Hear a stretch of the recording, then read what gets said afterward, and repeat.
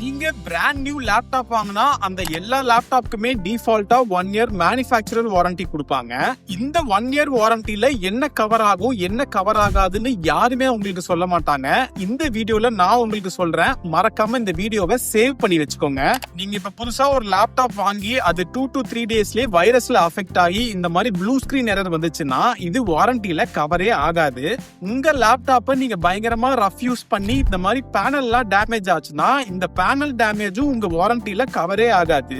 நீங்க நார்மலா laptop use பண்ணும்போது இந்த மாதிரி லிக்விட் ஸ்பில்லேஜ் எதுவும் ஆச்சுன்னா அதுக்கான டேமேஜ் எதுவுமே இந்த டிஃபால்ட் வாரண்டில கவரே ஆகாது.